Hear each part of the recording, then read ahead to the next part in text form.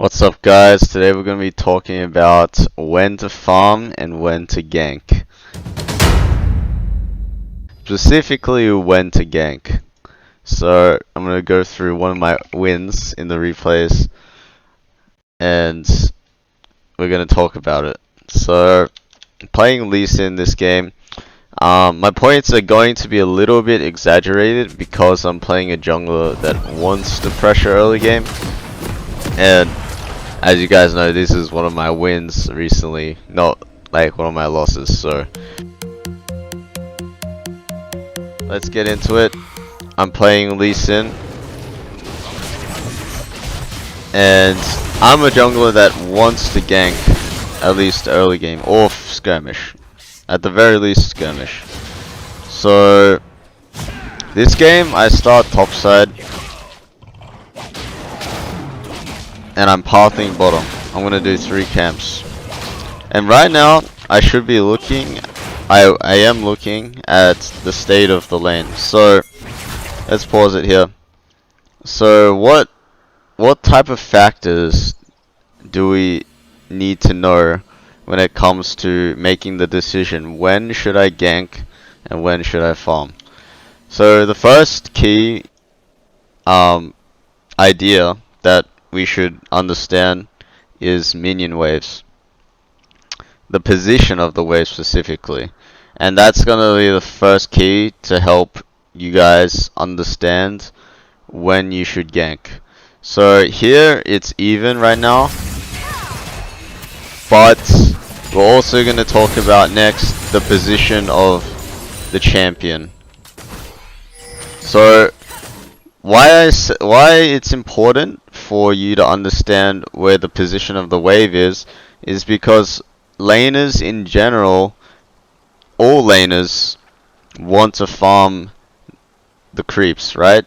So if the lane is pushed up, that means they have to walk up past the halfway line in the lane to get CS. It's not like they want to be ganked, it's they have to eat this CS, otherwise they're losing a lot of EXP. Right? So that's the first 2 things. The wave position of the minions and the position of the enemy. Now,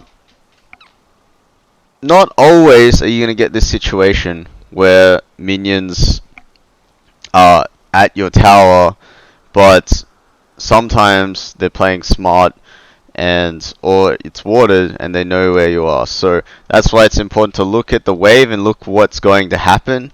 That's why it's really important to look at the wave, because you can predict what's going to happen next to the minion wave just based on how they're moving, and that's probably for another video. So we can see they're not reacting at all to my movement. If they were, this Ashe would be running like straight away. And Gragas is in the bush. And now the third thing that's important, guys, when recognizing when you can gank is your ability to damage and your CC lockdown ability.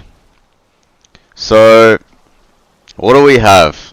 Like before we gank, let's think about what do we have. We have Gragas E. I have my slow and my Q to keep on Ashe, stick on her after she flashes, and war jumped in case she, tries to bully me. And Gragas has his flash E. And we have Kai'Sa with Halo Blades and her passive, and her Q is gonna do a lot of damage. And we have heal to chase if we need. And ignite. So all these things, there's a lot of factors you could think about, but in general, you're gonna start understanding and feeling out more when you recognize the simple things like, okay, Greg sees a stun. Okay, Kai'Sa does do pretty good damage early game. These things you can only learn with experience, because no one is doing a 10-minute a mass before they gank. At least not that I know of. So That's what's going to help you guys recognize when to gank. And the second part is going to be the ability for the enemy to escape. Sorry, the fourth part. So, the ability of the enemies. What do they have to escape this gank? They have heal, they have flash, all summoners. Ashe has a slow, which is not going to help stop me from hitting her, getting close. Set has his E, which can cancel my W. And Set has flash as well. So he can maybe body block my Q if I use it too early. But if you feel like, guys, that still isn't good enough, that's when you know for sure this gank's going to work. Right? So they really don't have an ability to escape. Unlike, for example, on the top side, if I were ganking top side right now, and Wukong got level 3, he would have his W, he could pump fake and just stand still. He can do a lot of things to like make it hard for me to kill him, whereas Ashe, Set, with my Gragas flashing in, and they have no time reacts, this is going to be a successful gank.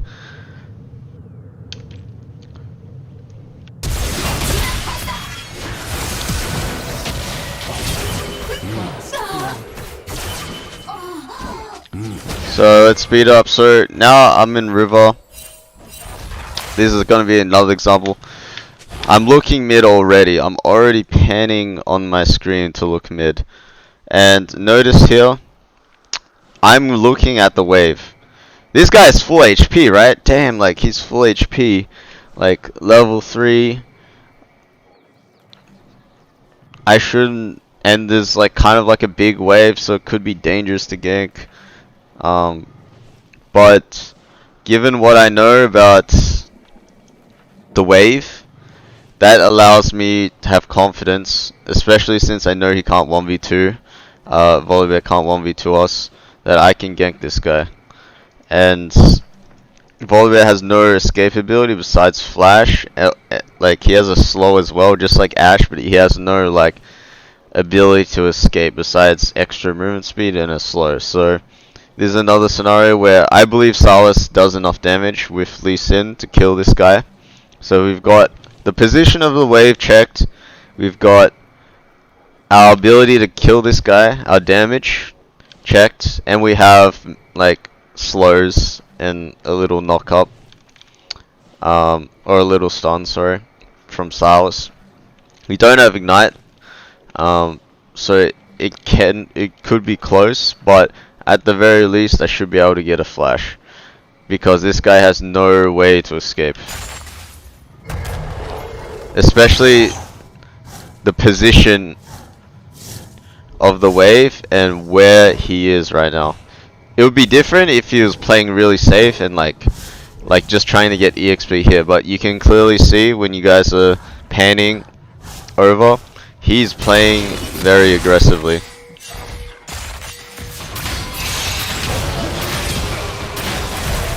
My mid laner back pings because he thinks he can 1v2, but he can't. Then we get another kill. Now let's look at our third example. So this is kind of more of a high level gank where I know my teammate has TP and this guy is playing too overextended again. Because he's just not thinking about me TPing, me ganking when my mid laner TPs. So I already know this, I already want my mid laner TP, so I'm already telling him, I'm already walking forward.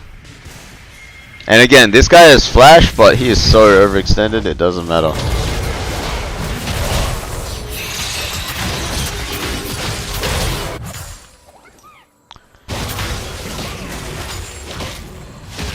So those are going to be my examples for today. So let's go over a quick summary of the fourth factors that I believe are the most important when it comes to recognizing when to gank. So the first one we went over was the position of the wave. You'll know where the enemy are gonna end up when you know where the wave is. So even if the wave is at your tower, sometimes they can be playing really safe. So that's why the second point is the position of the enemy champions. Where are they? And that comes down to, are they playing really safe, or are they trying to push and trade? And I think a lot of the time you guys will find that you can get a lot of free kills when you recognize it beforehand. So like I said, you can read how the wave's going to go. For example, this wave is going to push, right? No matter what. Because of our minions, we have 2 waves coming in versus 1 wave. So this is going to push. And if you can recognize that, you also know this wave's going to bounce back. Right? And so this Echo actually ganked when they were farming here. So this is a perfect example of knowing when to gank. Yeah, that was a good gank by Echo. So he recognized the minion wave position and how they were playing, like the position of the champions, and he also recognized that they do have enough damage. I actually thought for a second they didn't, and they have enough CC to lock them down. They also know the summoner situation. Kaiser's no flash. So they had enough lockdown and chaseability and damage to kill this guy. So that's the third point. You being able to recognize your ability to deal damage when you gank, and your ability to CC. Your damage and your teammates' damage, whoever's involved in the gank, right? And the fourth thing is the ability for the enemy to escape. So in this scenario, this is almost a solo kill basically. But say this Volibear was full HP. This would be another kill, because even if he flashed, we could still chase him with my Q and W. So even though he had the ability to escape, he was still gonna die. But for example, again, this Wukong would be extremely hard to gank right now if I try to gank top.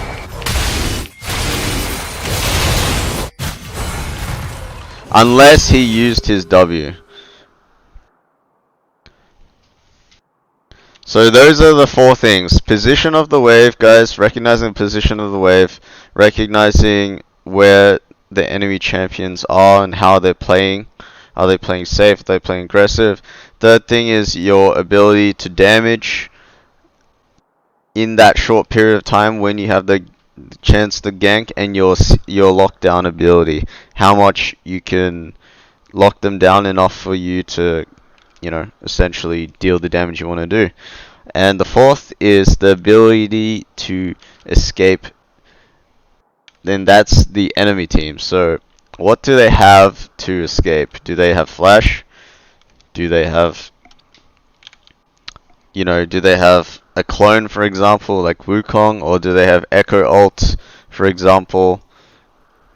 Those are the things that you're gonna have to recognize for you to know, and be confident whether you can gank or not.